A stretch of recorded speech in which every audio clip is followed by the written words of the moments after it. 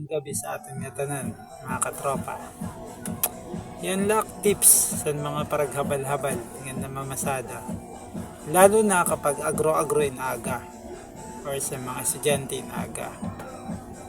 Kapag maghatag ang estudyante sa iyo in 100 or 1,000, tapos sugawad kang waray kami isurukli. Tips para makabayad sira. Arawan na din niyong kwarta. Tapos ang himuan niyo, sugar niyo. Kada pagsasakay mo, may iba na mo 100 or 1,000 nga ato sa akon. Para dano, para diri ka lugi.